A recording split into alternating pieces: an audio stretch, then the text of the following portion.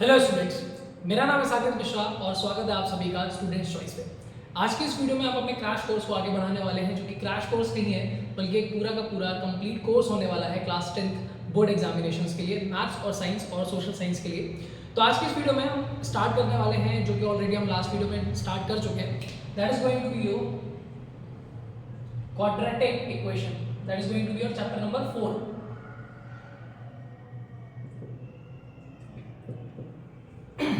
अब आप में से काफी सारे लोग सोच रहे होंगे कि हमने फर्स्ट चैप्टर से स्टार्ट क्यों नहीं किया। तो पहले हम जितने भी इंपॉर्टेंट टॉपिक्स हैं वो कवर करने वाले हैं, फिर जो छोटे छोटे टॉपिक्स बचेंगे उसको भी हम जल्दी कवर कर लेंगे। ये क्रैश कोर्स है, बट इसको क्रैश कोर्स की तरह आप लोग बिल्कुल भी मत लो। यहाँ पे हम पूरे के पूरे बेसिक्स प्लस एडवांस लेवल के क्वेश्चन करने वाले हैं। बट हाँ, शुरुआत हम बेसिक से करेंगे, कंसेप्ट से करेंगे। एक एक बेसिक आइडिया जो कि आपको एक चैप्टर के लिए जरूरी होता है, वो सारी इक्वेशन से हम करेंगे, उन सारी चीजों से हम करेंगे। तो ऑलरेडी हम लास्ट क्लास में काफी सारी चीजें डिस्कस कर चुके हैं। हमने डिस्कस किया था कि भाई एक इक्वेशन क्या होती है, एक पॉलिनोमियल क्या होता है, पॉलिनोमियल कब एक इक्वेशन बनता है, जब उसको किसी की चीज़ के साथ इक्वेट किया जाता है। चाहे आप जीरो से इक्वेट करो, एक डॉट वाले नंबर से इक्वेट करो। सपोज मान लेते हैं कि 6x + 5, तो दिस इज आवर पॉलिनोमियल। जब आप किसी को इक्वेट कर देते हो किसी भी नंबर से, जरूरी नहीं कि यहाँ पे जीरो हो, यहाँ पे कुछ भी हो सकता है। जब आप उस चीज़ को इक्वेट करते हो तो that becomes equation. So this is the basic fundamental thing that you need to understand about the word equation, कि भाई होती क्या है, कैसे आप समझोगे इक्वेशन को, क्या चीज़ें आपको यहाँ पे करनी पड़ेगी। फोकस एडजस्ट है, ओके। चलो आगे बात करते हैं कि लास्ट वीडियो में जो हमने डिस्कस किया था, हमने डिस्कस किया था टाइप्स ऑफ इक्वेशन, और फिर हमने देखा था कि लीनियर इक्वेशन क्या होती है, रूट्स किसे कहते हैं, डिग्री क्या होती है और किस इक्वेशन की कितनी डिग्री होती है। तो हमने डिस्कस किया था लीनियर इक्वेशन के बारे में, क्वाड्रेटिक इक्वेशन के बारे में, जो कि हमारे चैप्टर का नाम है, और फिर हमने डिस्कस किया था क्यूबिक इक्वेशन के बारे में कि भाई क्यूबिक इक्वेशन क्या होता है। इन सब के बारे में ऑलरेडी हम डिस्कस कर चुके हैं। फिर हमने देखा था कि नेचर ऑफ रूट्स कैसे निकाला जाता है, डिस्क्रिमिनेंट कैसे निकाला जाता है। और आज हम बात करने वाले हैं कि जब हमें ये पता चल जाता है कि किसी भी इक्वेशन के रूट्स निकलेंगे या नहीं निकलेंगे, चाहे वो इक्वल निकलेंगे या फिर अलग अलग निकलेंगे, तो हम कैसे उनके रूट्स निकालेंगे। तो बेसिकली आज का पूरा जो फॉर्मूला, आज का जो पूरा वीडियो होने वाला है वो डेडिकेटेड होने वाला है हाउ टू फाइंड रूट्स। ठीक है, अब हम ऑलरेडी डिस्कस कर चुके हैं कि किसी भी क्वाड्रेटिक इक्वेशन का जो स्टैंडर्ड फॉर्म होता है, ठीक है, किसी भी क्वाड्रेटिक इक्वेशन का जो स्टैंडर्ड फॉर्म होता है वो होता है ax² + bx + c = 0, where a should not be equal to 0, जहां पे जो a होता है वो 0 नहीं होना चाहिए। मान लेते हैं कि मैंने एक मन से इक्वेशन लिख दी 7x² + 8x - 1 = 0। अब इस इक्वेशन को जरा यहाँ पे कंपेयर करते हैं, तो आप देखोगे कि यहाँ पे x² के साथ जो भी चीज लिखी होगी वो किसकी वैल्यू मानी जाएगी, a की। जो x के साथ लिखी होगी वैल्यू, वो किसकी वैल्यू मानी जाएगी, b की। और जो अकेला लिखा होगा वो किसकी वैल्यू मानी जाएगी, c। तो कंपैरिजन करो, यहाँ x² के साथ क्या लिखा हुआ है, 7, तो यहाँ पे a की वैल्यू कितनी हो गई, 7। बहुत बढ़िया, समझदार हो आप लोग। b की वैल्यू कितनी हो जाएगी यहाँ पे 8, और c की वैल्यू कितनी हो जाएगी यहाँ पे -1, क्योंकि साइन के साथ लिया जाता है। यहाँ पे देखो सब जगह पे प्लस लगा हुआ है, तो आप साइन के साथ सारी की सारी चीजों को लोगे। यूजुअली ऐसे नहीं लिख दोगे कि सिर्फ 1 लिख दिया आपने इसकी वैल्यू, ठीक है, तो आप साइन के साथ लोगे। यहाँ पे मैंने ये क्यों लिखा कि a should not be equal to 0, क्योंकि आप खुद सोचो कि a की वैल्यू अगर मैं यहाँ पे 0 कर दूं, मैंने लिखा ax² + bx + c = 0। थोड़ा सोचो कि अगर मैं यहाँ पे a की वैल्यू 0 कर दूं तो 0 × x² + bx + c = 0, तो ये पूरी टर्म तो क्या हो गई, 0 तो हर चीज को खा जाता है। 0 की संगति सबसे बुरी, क्योंकि 0 जिसके साथ मिला उसको क्या बना देता है भाई, 0 बना देता है, इतना याद रखें। तो 0 से दूर रहे। खैर, तो ये क्या बन जाएगा हमारा, bx + c = 0। और हमने पढ़ा था कि कोई भी इक्वेशन जिसकी हाईएस्ट पावर 2 होती है, सिर्फ वही क्वाड्रेटिक इक्वेशन होता है। तो ये तो क्वाड्रेटिक इक्वेशन बची ही नहीं। तो आपको इतनी चीज समझ में आनी चाहिए। Just wait a minute, sorry my marker just got down. अब आगे बात करते हैं कि भाई इसके रूट्स हम कैसे निकालें। तो सबसे पहले आज की इस वीडियो से शुरुआत करते हैं कि भाई रूट्स कैसे निकालें। ठीक है, रूट्स निकालने की हम 2 मेथड डिस्कस करने वाले हैं।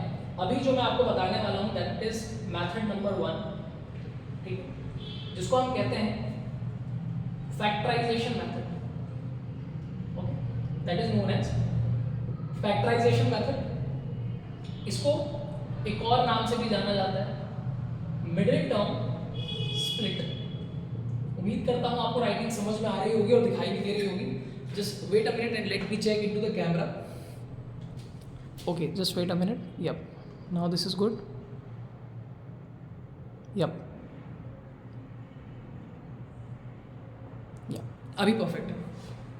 अब मान लेते हैं कि हमारे पास कोई भी एक इक्वेशन है. क्या इक्वेशन, समझना थोड़ा सा.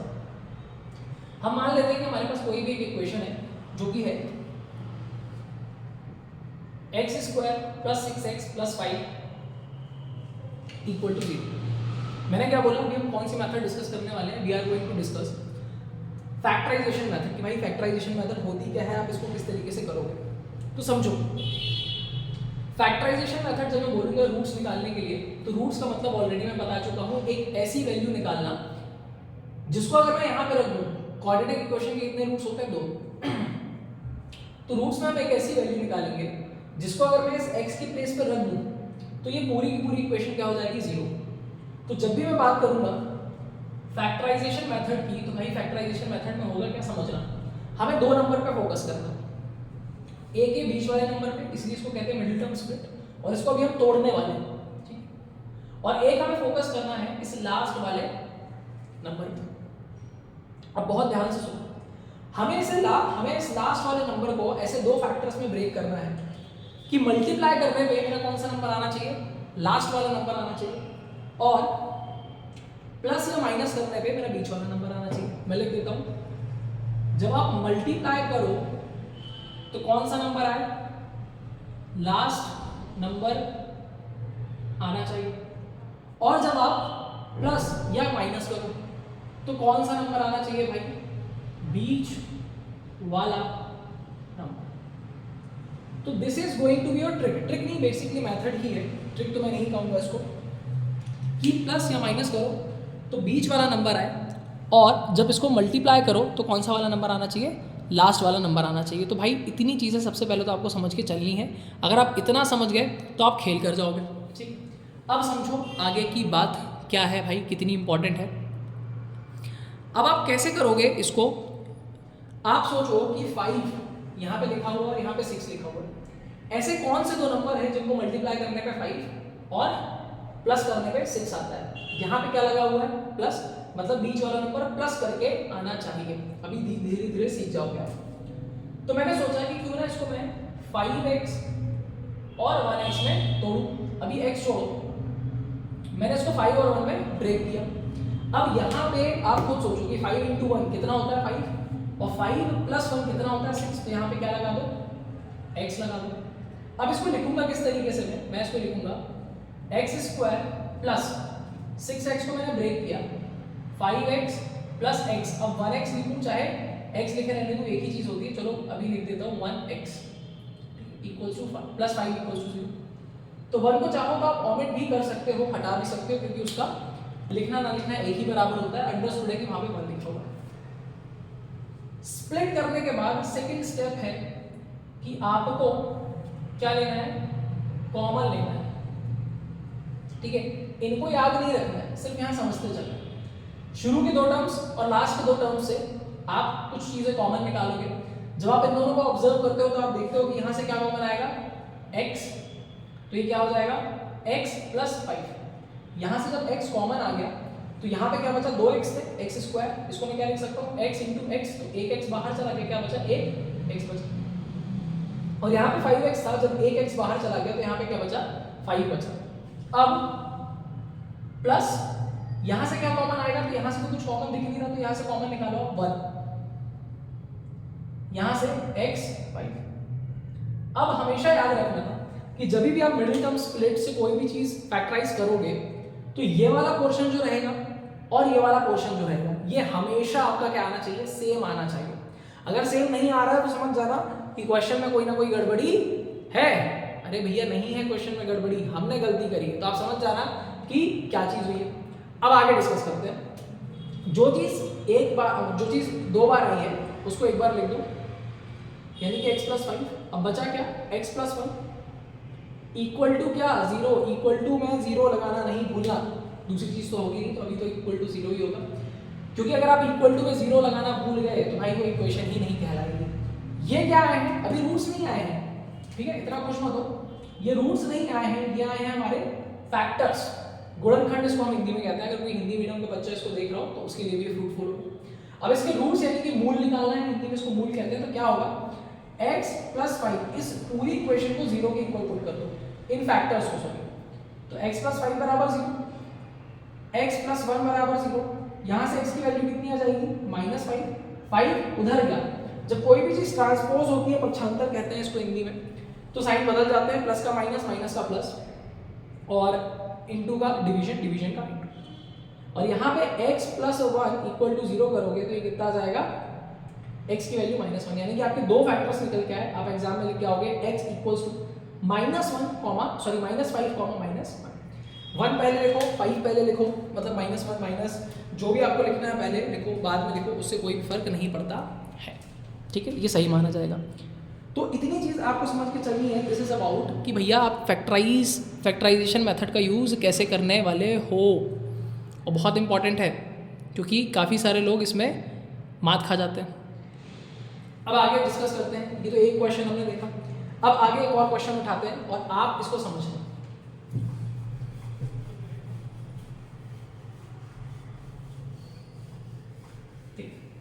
एक क्वेश्चन और लाया हूं मैं, क्वेश्चन है क्वेश्चन नंबर 2, 9x² - 3x - 1। अब यहां पे आप सीखोगे कंसेप्ट नंबर 2। चिंता नहीं करना, धीरे धीरे, इसलिए मैं एक एक सीढ़ी चढ़ रहा हूं। मैंने पहले ही क्वेश्चन में सब नहीं बता दिया, उतना बताया जितना उस क्वेश्चन के रूट्स निकालने के लिए जरूरी था। मैं एक एक करके क्वेश्चन चेंज करता जाऊंगा और फिर हम इनको डिस्कस करेंगे। तो अब देखो यहाँ पे पिछले वाले क्वेश्चन में और इस वाले क्वेश्चन में क्या अंतर है। पिछला वाला क्वेश्चन था हमारे पास x² + 6x + 5 = 0। यहाँ पे अगर आप ध्यान से देखो तो x² अकेला था, मतलब इसका जो कोफिशिएंट था वो कितना था 1, इसके साथ में क्या था 1, ठीक है ठीक है। अब यहाँ पे x² के साथ कितना है 9, इसका कोफिशिएंट 1 था, 1 था, हिंदी में 1, और ये कितना हो जाएगा भाई 9 है इसका। तो आप समझो कि बात होती क्या है, जब भी x² वाले नंबर के साथ अगर कोई दूसरा नंबर लिखा होगा तो उसका मल्टीप्लाई हमेशा कहाँ पे किया जाएगा, इस लास्ट वाले नंबर के साथ। बट मन में करेंगे, ऐसा नहीं कि 9 × 18 होता है तो हमने अगली इक्वेशन में अगले स्टेप में लिख दिया 9 × 18 और फिर हम सॉल्व कर रहे हैं, नहीं, ऐसा बिल्कुल भी नहीं होगा, ठीक है। तो आपको इसको सिर्फ मन में करके रखना है। तो सर पिछले वाले क्वेश्चन में ये रूल अप्लाई नहीं होता है क्या? भाई पिछले वाले क्वेश्चन में भी अप्लाई होता है। कैसे? यहाँ पे x² के साथ 1 लगा हुआ है, 1 का मल्टीप्लाई अगर आप 5 के साथ करोगे तो 1 का मल्टीप्लाई किसी भी नंबर के साथ करो चाहे ना करो वो एक ही बात होती है। तो आपको इतनी चीजें तो समझ में आ गई। अब अगर आगे बात करें अपन तो 9 का मल्टीप्लाई 2 के साथ कर दिया, चलो ठीक है, मन में करते हैं तो कितना आ गया 18। तो आप अब आप कंसीडर करके चलो कि आपके लास्ट में 2 नहीं लिखा हुआ, कितना लिखा हुआ है 18 लिखा हुआ है, एंड दिस इज योर की पॉइंट जो आपको समझ के चलना है। तो अब हम बीच वाले नंबर को ऐसा ब्रेक करेंगे कि प्लस या माइनस करने पे, क्या करने पे प्लस या माइनस, लेकिन क्या करें सर प्लस या माइनस, यहाँ क्या लगा हुआ है लास्ट में माइनस। तो माइनस करने पे क्या है भाई 3, -3 है, और मल्टीप्लाई करने पे कितना है 18। अगर आपको इस तरीके से दिक्कत जाती है कि सर कैसे सोचें, हमें सब समझ में आ गया, लेकिन सबसे बड़ी दिक्कत तो यही है कि सोच ही नहीं पाते ना कि किन दो नंबर्स में ब्रेक करना है। और अगर आपसे पूछेंगे तो आप बोल दोगे कि प्रैक्टिस करो, बट प्रैक्टिस के साथ साथ एक चीज समझो कि आप 18 के अगर फैक्टर्स निकालो तो 18 के फैक्टर्स क्या होते हैं, 1 × 18 करूंगा तब मेरा क्या आएगा 18 आएगा। अगर मैं 2 × 9 करूंगा तो मेरा 18 आएगा। अगर मैं 3 × 6 करूंगा तो मेरा 18 आएगा। अब 18 × 1 या फिर 9 × 2 या फिर 6 × 3 वो वही चीज हो जाएगी। अब देखो कि इनको सबको मल्टीप्लाई करने पे तो 18 आएगा, मतलब 18 लाने के मल्टीप्लाई करके सिर्फ ये 3 तरीके पॉसिबल है अभी फिलहाल, ठीक है। अपॉन वाले नंबर्स में मत जाना, फ्रैक्शन की सर काट पीट के ले आओ। बट 18 में से 1 माइनस करूं तो क्या 3 आता है, नहीं, ये ऑप्शन हट गया। 9 × 2 18 तो होता है, लेकिन 9 - 2 7 होता है, 3 तो हमने नहीं पढ़ा, मेरे गाँव में तो नहीं होता। और 6 × 3 18 भी होता है, और 6 में से 3 माइनस करो तो 3 भी बचता है। तो भैया 6 और 3 हमारे हो गए 2 नंबर्स। इतनी बात क्लियर हो गई होगी मुझे लगता है। तो ये कितना हो जाएगा 9x स्क्वायर, अब किस में ब्रेक होगा ये? 6x और 3x और -2 तो होगा। सर यहाँ पे साइन नहीं लगेगा क्या? लगेगा ना भाई, लेकिन सुनो समझो, पहले बोलना क्या चाह रहा हूँ, किसके आगे प्लस का लगाए और किसके आगे माइनस का लगाए? अच्छा ये भी देखना पड़ता है। अरे भैया देखना पड़ता है, हर एक चीज़ इंपॉर्टेंट होती है और छोटी छोटी चीज़ें तो सबसे ज़्यादा इंपॉर्टेंट होती हैं, क्योंकि आपने सुना होगा कि ठोकर छोटे छोटे पत्थरों से लगती है, पहाड़ से नहीं लगती। तो वही चीज़ है, ठीक है। ड्रिल मशीन हमें नहीं चुभती, खैर ड्रिल मशीन तो कोई चलाएगा भी नहीं, बट जो पिन होती है छोटी सी वो चुभ जाती है। तो छोटी छोटी चीज़ें मगर मोटी चीज़ें, शक्तिमान की लैंग्वेज में। तो भैया शक्तिमान जी क्या करें? तो देखो क्या करें, आप समझो, यहाँ मुझे माइनस करना है, वो तो समझ में आ गया, मतलब अपोजिट साइन रहेंगे, क्योंकि जब अपोजिट साइन होते हैं तभी माइनस करते हैं। अरे वाह सर क्या बात बताया। अब ये भी बता दो किसके आगे प्लस किसके आगे माइनस, तो ये मैं नहीं बताऊंगा, ये आप लोग खुद बताओगे। कैसे? भाई देखो यहाँ माइनस लगा है और प्लस माइनस करने पे माइनस तो होता है, लेकिन किसका साइन लगाते हैं? जो बड़ा नंबर होता है। तो यहाँ बड़े नंबर के आगे क्या आ जाएगा? माइनस, और छोटे नंबर के क्या आगे क्या आ जाएगा? प्लस। उम्मीद करता हूँ कि आपको ये चीज़ें आसानी से समझ में आ गई होंगी। अगर नहीं आई हैं तो विश्वास मानो, एक बार फिर से वीडियो को जरा सा पीछे करो, रिवाइज उसको बैक करो थोड़ा सा और फिर देखो। नहीं आती है तो कमेंट करना, अगला वीडियो डेडिकेटेड इस पे बनाऊंगा पक्का। अब क्या करना है सर? अरे सर पिछली बार तो बताए थे यहाँ से क्या लेना है? कॉमन। चलो लेके देखते हैं। अब काफी सारे लोगों को यहाँ पे कॉमन लेने में दिक्कत आएगी। पिछले क्वेश्चन में तो सीधा सीधा दिख रहा था पका पकाया, बट यहाँ पे थोड़ा सा आपको क्या करना पड़ेगा? खुद से पकाना पड़ेगा, और उसके बाद वी विल डिसाइड कि भैया कॉमन लेना है तो लेना क्या है। चलो देखते हैं कि क्या चीज़ कॉमन लेनी है। बहुत अच्छे से बताऊंगा, बहुत प्यारे तरीके से बताऊंगा, सिर्फ समझना, ठीक है। अब देखो क्या चीज़ कॉमन लेनी है। एक मिनट में जस्ट इसको एडजस्ट कर लूँ। गुड, बहुत बढ़िया एडजस्ट हो गया। चलो अब देखो, आप सोचो कि 9x स्क्वायर माइनस 6x लिखा हुआ है, ठीक है। 9x स्क्वायर माइनस 6x लिखा हुआ है, तो यहाँ पे क्या चीज़ें हो सकती हैं? जस्ट वेट अ मिनट, मैं इसको एडजस्ट कर दूँ। ओके, अब ये परफेक्ट। तो आप सोचो कि यहाँ से मैं क्या कॉमन ले सकता हूँ? मैं यहाँ से 3 कॉमन लेता हूँ, लेकिन सर यहाँ तो 6 लिखा है, यहाँ तो 9 लिखा है। अगर आप बोलते कि x कॉमन लेना है तो समझ में आता। आप बोल रहे हो कि 3 भी कॉमन ले लेते, लेंगे भाई, कैसे? समझो, यहाँ से अगर मैं 3 कॉमन ले लूँ, क्योंकि दोनों 3 के मल्टीपल हैं, ठीक है। तो 3x मैंने कॉमन लिया, यहाँ क्या बचा? एक x बचा। 3 3 सा कितना होता है? 9। और यहाँ क्या बचा? 2। समझो, सारी चीजें समझाऊंगा, दिक्कत मत लेना। इस 9 को मैं क्या लिख सकता हूँ? 3 into 3, एक्स स्क्वायर वाला तो कंसेप्ट आप समझ गए होंगे। एक्स और एक्स को क्या लिख सकता हूँ? X into x. चलो लिख लो, देख लो। इसको मैं क्या लिख सकता हूँ? 2 into 3 into x। हाँ है ना? ये आपको धीरे धीरे प्रैक्टिस के साथ आएगा, समझो। तो यहाँ से मैंने 3x कॉमन लिया, देखो 3 तो दोनों जगह है और x भी दोनों जगह है, तो मैंने कॉमन लिया, तो यहाँ क्या बचा? 3x। अरे वाह सर, अब दिख रहा है थोड़ा थोड़ा। यहाँ से 3 कॉमन लिया, x कॉमन लिया, तो क्या बचा? 2। अरे बहुत बढ़िया सर, पूरा दिखा दिए एक बार में, समझ में आई बात?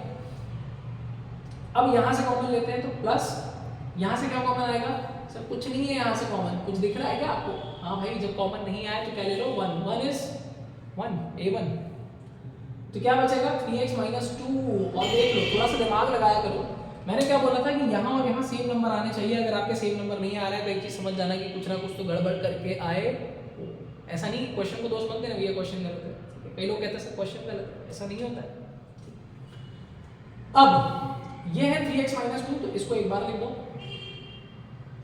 दूसरी चीज है 3x प्लस 1 इक्वल टू 0। ये क्या आ गए भाई? ये आए हैं हमारे फैक्टर्स, गुणनखंड कहते हैं ना यार हिंदी में, हिंदी भी सीख जाओगे आज। अब इनको क्या करो? इक्वल टू 0 पुट कर दो। इधर इक्वल टू लगाते चलना, अच्छा एरो लगा देना, क्योंकि यहाँ पे ऑलरेडी इक्वल है। कई लोग यहाँ पे इक्वल लगाते हैं, कब लगाते हैं? जब यहाँ कोई इक्वल ना हो। और अगर इक्वेशन में या स्टेप में ऑलरेडी इक्वल है तो फिर एरो लगाओ। 3x माइनस 2 इक्वल्स टू 0, और यहाँ पे क्या कर दोगे?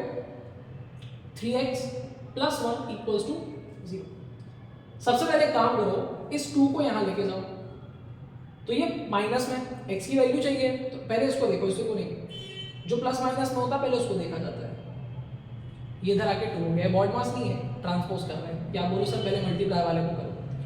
अब x के साथ 3 मल्टीप्लाई में है तो ये अपॉन में चला जाएगा, ये हो जाएगा 2/3।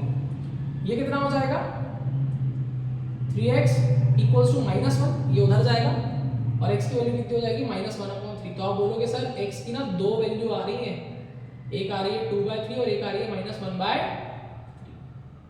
ऐसा लिख देना भैया, बहुत बढ़िया तरीके से टीचर खुश हो जाएगा, पूरे नंबर देगा। ठीक है, इतनी बात क्लियर हो गई है। तो आपको इतनी चीज़ तो समझ में आ गई होगी, ये मैं गारंटी देके कह सकता हूँ। और अगर आपको समझ में आ रहा है तो यार वीडियो को लाइक ज़रूर कर देना, सिर्फ इतनी सी उम्मीद है आपसे और लगता है कि आप उम्मीद पूरी करेंगे। तो अभी दो मेथड आपने पढ़ी, अभी एक मेथड आपने पढ़ी, दो क्वेश्चंस आपने देखे और वो क्वेश्चन थे रिलेटेड टू कि भैया कैसे हम चीज़ों को समझें। ठीक है, कैसे हम चीज़ों को समझें, फोकस चेक करना पड़ता है कभी कभी। अब हम बात करने वाले हैं अपनी दूसरी मेथड के बारे में और फिर एक दो क्वेश्चन हम और देखेंगे और फिर नेक्स्ट वीडियो में हम डिस्कस करेंगे और भी बहुत सारी चीज़ें। तो सेम क्वेश्चन में लिखता हूँ, ठीक है। क्वेश्चन था 9x² - 3x - 2, अच्छा 2 था, 3 नहीं था। अब जो मेथड हम डिस्कस करने वाले हैं that is going to be quadratic formula method. ठीक है, इस मेथड को कहते हैं क्वाड्रेटिक फॉर्मूला मेथड। ठीक है, नाम से मत घबराना, है बहुत सिंपल चीज। सबसे पहले एक चीज समझो, अच्छा कोई भी मेथड आप लगाओ आंसर पे कोई भी इफेक्ट नहीं पड़ेगा। एक और मेथड होती है कंप्लीटिंग स्क्वायर, वो हम नेक्स्ट वीडियो में डिस्कस करेंगे क्योंकि उस पर डिबेट है कि हट चुकी है नहीं हट चुकी है, मैं तब भी आपको बता दूंगा, एमसीक्यूज वगैरह में काम आएगी। अब यहाँ पे देखो, सबसे पहले फॉर्मूले पे डिस्कस करते हैं। तो इसका फॉर्मूला होता है x equals to -b plus minus √b² - 4ac whole upon 2a। ये होता है हमारा क्वाड्रेटिक फॉर्मूला। ठीक है, यहाँ पे a b c की वैल्यू कैसे निकालेंगे, सेम कंपैरिजन करके। अब अगर ये क्वेश्चन एग्जाम में आया, ठीक है, पहले तो एक चीज समझो कि अगर आपको सिर्फ इतना बोला है रूट्स निकालो, you are free to solve that question with any method, जो आपका मन करे, जो आपको अच्छे से आती है, जिसमें आप कंफर्टेबल। बट अगर लिख के आ गया कि कंप्लीटिंग स्क्वायर से करो या फिर आप करो किससे, क्वाड्रेटिक फॉर्मूला से या फिर फैक्टराइजेशन से, तो फिर आपको यार थोड़ा सा ना चेन बन जाती है, उसी से करना पड़ेगा। चलो देखते हैं कैसे करेंगे इसको। मान लेते हैं कि ये क्वेश्चन आया, तो आपको फॉर्मूला ये याद रखना। सबसे पहले आप क्या लिखोगे, गिवन। गिवन क्या है भाई, 9x² - 3x - 2 = 0। समझो, आप लिखोगे comparing this given equation with standard quadratic, short form में भी लिख सकते हो, quadratic equation, जो कि क्या होती है ax² + bx + c = 0 where a should not be equal to 0। तो ये कुछ चीजें लिख दिया करो जिससे अगर छोटी मोटी गलती भी होगी ना तो चेक करने वाला चीजों को इग्नोर करेगा।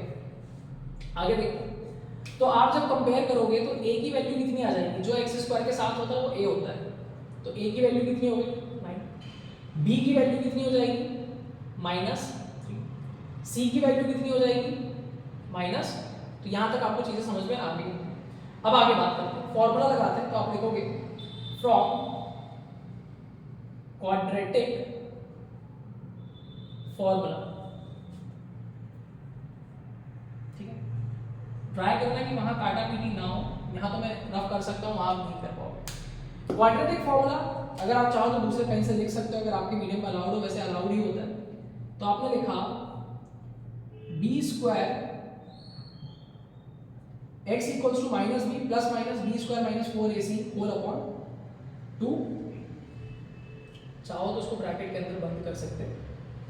यहाँ तक चीज़ें आपको समझ में आ गई होंगी। अब सुनना और समझते हुए चलना। उसके बाद का मैं यहाँ पे लिख रहा हूँ, आप लाइन से लिखना। मुझे लग रहा है कि शायद आपको ना दिखे तो मैं यहाँ पे लिख देता हूँ। अब ना वैल्यू रखना चालू करो, कैसे रखो समझो। यहाँ पे लिखा हुआ है माइनस, ये ऑलरेडी लगा हुआ है, तो x इक्वल्स टू माइनस लगाओ। अब b की वैल्यू कितनी है -3, b की वैल्यू कितनी है -3। ये देखो अभी मैं आपको समझने के लिए यहाँ पे थोड़ा सा हाईलाइट करता हूँ, एग्जाम में मत कर देना भाई, ठीक है, ऐसे ही अच्छा लगेगा। तो इसकी वैल्यू है -3, तो यहाँ पे रखो -3, फिर प्लस माइनस और फिर अंडर रूट बी स्क्वायर मतलब किसका स्क्वायर -3 का स्क्वायर। तो अभी लिख देते हैं, चलो -3 का स्क्वायर माइनस 4ac, तो 4 into 9 into -2, 4 into 9 into -2 whole upon 2a, तो 2a, a कितना है 9, 2 इंटू a यानी कि 2 इंटू 9। अब x इक्वल टू समझो माइनस माइनस प्लस, तो ये हो जाएगा 3 प्लस माइनस अंडर रूट -3 का स्क्वायर भी प्लस होता है तो 9, 4 9 जा 36, 36 2 जा 72, माइनस और माइनस क्या हो जाता है प्लस, होल अपॉन 2 इंटू 9 कितना हो जाएगा 18 हो जाएगा। मैं बहुत स्लोली समझा रहा हूँ ताकि आपको एक एक चीज़ समझ में आए कि भाई ये चीज़ है तो है क्या। बहुत आसान चीज़ें भी कई बार बच्चों को डिफिकल्ट लगती हैं और कई बार वो पूछ भी नहीं पाते हैं, बट आपको यहाँ पे मैं इस तरीके से बता रहा हूँ कि आपको एक एक चीज़ समझ में आ जाए, ठीक है। उम्मीद करते हैं समझ में आया होगा भाई, और अगर समझ में आ रहा तो प्लीज़ लाइक करो। 3 मैंने वैसे ही लिखा, प्लस माइनस मैंने वैसे ही लिखा, अभी कुछ नहीं कर रहा हूँ, जो नॉर्मल मेथड होती है, जो नॉर्मल मैथ्स होती है बस वही कर रहा हूँ मैं, गुणा भाग जोड़ घटाना ही कर रहा हूँ, इसके अलावा भी कुछ ऐसा भारी भरकम तो किया नहीं, स्क्वायर मतलब यहाँ पे किया बट ऐसा भारी नंबर का थोड़ी किया। 72 प्लस 9 कितना होता है 81 अपॉन 1/8। अरे वाह उल्टा हो गया मेरे इमेज, 81 1/8, खैर एक ग्रुप में है विदाउट ग्रुप। तो x equals to 3 plus minus, आपको पता होगा कि 81 किसका स्क्वायर होता है 9 का स्क्वायर होता है, तो यहाँ पे लिख दो 9 होल अपॉन 18। ऑलमोस्ट आप अपनी मंजिल तक पहुंच चुके हो, बट अब क्या करना है, यहाँ पे प्लस माइनस है ना, तो 2 बार लिखो इसको, एक बार किसके साथ लिखो प्लस के साथ, एक बार माइनस के साथ। भाई एग्जाम में ऐसा मत करके आना, पहले ये लिखना उसके नीचे और ये नीचे तक चलता जा रहा है, ठीक है। मेरे पास जगह नहीं है इसलिए मैं बता रहा हूँ, मैं पूरा अच्छे से फैला के लिखूँ। तो एक बार प्लस के साथ लिखो, तो 3 जब प्लस के साथ लिखोगे तो माइनस को भूल लो, 3 प्लस 9 होल अपॉन 18, और इसी को एक बार माइनस के साथ लिख दो, तो 3 माइनस 9, इस बार प्लस को भूल रहे हैं, क्लियर हो गया। अब x इक्वल्स टू 3 प्लस 9 कितना होता है 12 डिवाइडेड बाय 18, 6 2 जा 6 3, x इक्वल्स टू 3 माइनस 9 कितना होता है भाई -6 होल अपॉन 18, 6 1 जा 6 3 जा, तो यहाँ पे x की वैल्यू आई -1/3, यहाँ पे वैल्यू आई 2/3, और चेक कर लेना वैल्यू यही थी 2/3 और -1/3। तो वैल्यू में कोई फर्क नहीं पड़ेगा, आप यकीन मानो आंसर वही आएगा जो कि आपके सामने यहाँ पे लिखा हुआ है। तो pause the video, note down कर लें इसको ताकि आपको समझ में आए, और फिर हम चर्चा करते हैं आगे, ठीक है। समझना आगे की चीज़। आगे एक और क्वेश्चन लाया हूँ, ठीक है। अब मैं क्वेश्चन लिखता हूँ, आप उसको किसी भी मेथड से कर सकते हो, ठीक, समझना। क्वेश्चन है, ठीक, क्वेश्चन नंबर 3, x² - 9 = 0। यहां पे तो मिडिल टर्म भी नहीं दी हुई है, और अगर ax² + bx + c = 0 where a should not be equal to 0 से कंपेयर करें तो फिर b की वैल्यू भी नहीं निकाल पाएंगे, क्या करें। अब समझो कि इसको करना क्या है, आप कर सकते हो, इससे भी b की वैल्यू 0 हो जाएगी। अच्छा यहाँ से एक और चीज़ सीख लो पहले कि अगर इसको मैं ax² + bx + c = 0 से कंपेयर करूँ तो a की वैल्यू जो x² के साथ है, तो a की वैल्यू कितनी हो गई 1, b की वैल्यू x के साथ जो है, अरे x के साथ क्या, x खुद ही नहीं है, तो b की वैल्यू क्या हो जाएगी भाई 0, 1 नहीं 0, और c की वैल्यू कितनी हो जाएगी माइनस। ऐसा कभी मत समझना कि पहला वाला a होगा, दूसरा वाला b होगा, तीसरा वाला c होगा, हमें उससे मतलब नहीं है, पहले दूसरे से मतलब नहीं है, आगे पीछे लिख दूं तब भी x² के साथ वाला ही क्या माना जाएगा a। लिखने का तरीका यह होता है कि पहले हम हाईएस्ट पावर लिखते हैं और फिर उससे छोटी छोटी वाली पावर लिखते हैं। खैर वापस क्वेश्चन पे आते हैं, इसको सॉल्व कैसे करेंगे सर उतना तो बताओ, बाकी सब बता दिए। आप सुनो एक्स स्क्वायर को मैंने एक्स स्क्वायर ही लिखे रहने दिया, माइनस इस 9 को क्या लिख सकता हूं 3 का स्क्वायर इक्वल टू 0। ठीक है, अब कईयों के दिमाग में एक आइडिया चमका होगा सफेदी वाला या सतरंग वाला या लाल वाला, जो भी अभी दिवाली गई है तो अलग अलग कलर की याद आ रही है। खैर कलर तो होली में याद आता है। चलो जोक सवाल, आपको इसको देख के एक आइडेंटिटी याद आनी चाहिए जो कि होती है A square minus B square which is equal to A plus B and A minus which is equal to A plus B and A minus B. ठीक है, चलो ठीक, अब आगे बात करते हैं। ये हो गया A square minus B square, तो a प्लस बी यानी कि x plus 3, a minus B यानी कि x माइनस 3 इक्वल टू 0। अच्छा कॉमन नहीं लिया, प्लस माइनस वाला वो फॉर्मूला नहीं लगाया, आंसर कैसे आएगा, आ गया। अच्छा कैसे, चलो देखो ये क्या आ गए फैक्टर्स, अब इनको सिर्फ क्या करना है 0 को इक्वल पुट करना है, तो x प्लस 3 बराबर 0 एंड x माइनस 3 बराबर 0, तो यहाँ पे x की वैल्यू कितनी आ जाएगी -3, यहाँ पे x की वैल्यू कितनी आ जाएगी, तो this is your answer, this is your भैया ये आ गया आपके मूल, तो मतलब रूट्स हिंदी में मैंने मूल कह दिया 3 and -3, so this is the final. उम्मीद करते हैं कि ये सारी चीजें आपको समझ में आई होंगी। Some of the questions I am giving you as homework When you will see the next video, जो आप नेक्स्ट वीडियो देखोगे तो पहले मैं उन क्वेश्चंस को कवर करवाऊंगा, और ये सारे के सारे क्वेश्चंस किसी न किसी एग्जाम में ऑलरेडी पूछे जा चुके हैं, तो ये मत समझना कि ये क्वेश्चन बस ऐसे ही हैं। ऐसे क्वेश्चंस भी आपको एग्जाम में जरूर देखने को मिलेंगे, MCQs फॉर्मेट में भी मिल जाएंगे। तो जो बेसिक है आपका, जो बेसिक पार्ट है ठीक है वो आपका कवर हो चुका है, but what is the most important thing that is PYQs और सैंपल पेपर के क्वेश्चंस, RD शर्मा के क्वेश्चंस, कुछ क्वेश्चंस NCERT के, and the most important questions from this chapter is what, story sum, word problem, जिसको हिंदी में वार्ती सवाल कहते हैं। सर बार बार हिंदी क्यों बोल रहे हो, ताकि बेटा अगर कोई इस वीडियो को हिंदी मीडियम का बच्चा देख रहा हो तो उसके भी काम आ जाए। ठीक है, तो चलो होमवर्क क्वेश्चंस पे डिस्कस कर लेते हैं भाई। होमवर्क, और अच्छे बच्चों की तरह होमवर्क जरूर करके लाना है, ठीक है। पहला है x square minus 8x plus 16 equal to 0। Second question है, अगर गाड़ियों की आवाज आए तो थोड़ा प्लीज इग्नोर करना।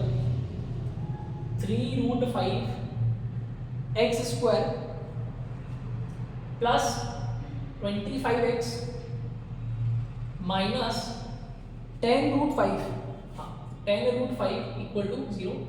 ये क्वेश्चन पूछा गया था CBSE 2015 में, and this is also a question from RD Sharma. Third question है √2x